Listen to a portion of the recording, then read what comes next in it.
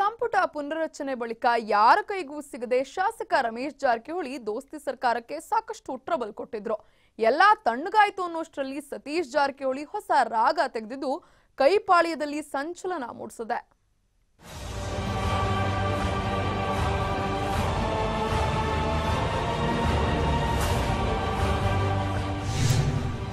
ಯಾವುದೇ ಸ್ಥಾನ ನೀಡಿದ್ರೂ ಜವಾಬ್ದಾರಿಯಿಂದ ನಿಭಾಯಿಸುತ್ತೇನೆ.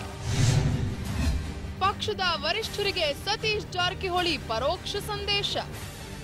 ಹೌದು, ಬೆಳಗಾವಿ ರಾಜಕಾರಣದಲ್ಲಿ ಭಾರಿ ಹಿಡಿತ ಸಾಧಿಸಿರೋ ಜಾರಕಿಹೊಳಿ ಬ್ರದರ್ಸ್ ಕೆಲ ದಿನಗಳ ಹಿಂದಷ್ಟೇ ದೋಸ್ತಿ ಸರ್ಕಾರವನ್ನ ಅಲುಗಾಡಿಸಿದ್ದು ಎಲ್ಲರಿಗೂ ಗೊತ್ತೇ ಇದೆ. ಈ ನಡುವೆ ಇದೀಗ ಸಚಿವ ಸತೀಶ್ ಜಾರಕಿಹೊಳಿ ಅಭಿಮಾನಿಗಳು ಸಾಮಾಜಿಕ ಜಾಲತಾಣದಲ್ಲಿ ನಮ್ಮ ಸಿಎಂ ಸತೀಶ್ ಜಾರಕಿಹೊಳಿ ಅಂತ ಅಭಿಯಾನ ಆರಂಭಿಸಿದ್ದಾರೆ.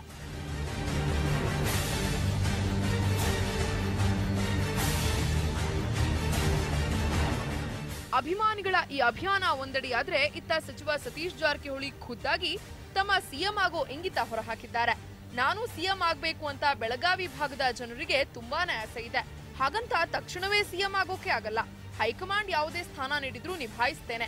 ಎಲ್ಲರನ್ನೂ ಜೊತೆಯಲ್ಲಿ ಕರೆದುಕೊಂಡು ಹೋಗೋ ಸಾಮರ್ಥ್ಯ ನನ್ನಲ್ಲಿದೆ ಅಂತ ಹೇಳೋದ್ರ ಮೂಲಕ ಹೈಕಮಾಂಡ್ಗೆ ಪರೋಕ್ಷ ಸಂದೇಶ ರವಾನಿಸಿದ್ದಾರೆ. ನಮ್ಮ ಭಾಗದ ಜನಕ್ಕೆ, ನಮ್ಮ ಅಭಿಮಾನಿಗಳಿಗೆ ಬಹಳ ದಿನಗಳಿಂದ ಒಂದು ಆಸೆ ಇದೆ, ಈ ಕಡೆ ಯಾರೊಬ್ರು ಆಗ್ಬೇಕಂತ ಮುಖ್ಯಮಂತ್ರಿಗಳು. ನಾವು ಕೂಡ ಹೇಳಿದ್ವಿ, ಅದಕ್ಕೆ ಕಾಲಾವಕಾಶ ಬೇಕು, ತಕ್ಷಣ ಆಗಲಿಕ್ಕೆ ಆಗೋಲ್ಲ. ಪಕ್ಷ, ಸಂದರ್ಭ, ಸನ್ನಿವೇಶ ಮೇಲೆ ಅದು ನಿರ್ಧಾರ ಆಗುತ್ತೆ. ಇನ್ನು ಕಾಂಗ್ರೆಸ್ನಲ್ಲಿ ಬಂಡಾಯ ಶಮನವಾಗಿಲ್ಲ ಎಂದಿರುವ ಸಚಿವ ಸತೀಶ್ ಜಾರಕಿಹೊಳಿ, ಗೊಂದಲ ಇರೋದು ಪಕ್ಷದಲ್ಲೇ ಹೊರತು ಸರ್ಕಾರದಲ್ಲ. ನಮ್ಮ ಭಿನ್ನಾಭಿಪ್ರಾಯ ಶಮನಗೊಳಿಸಲು ಮುಖಂಡರು ಪ್ರಯತ್ನಿಸಿದ್ದಾರೆ ಅಂತ ಹೇಳಿದ್ರು. ಸರ್ಕಾರದಲ್ಲಿ ತೊಂದರೆ ಇಲ್ಲ, ಇದು ಔಟ್ಸೈಡ್ ಗವರ್ಮೆಂಟ್ ಪಾರ್ಟಿಯಲ್ಲಿ ಸಮಸ್ಯೆ ಇದೆ, ಸರ್ಕಾರದಲ್ಲಿ ಸಮಸ್ಯೆ ಇಲ್ಲ. ಸರ್ಕಾರ ನಡೀತಾನೆ ಇದೆ.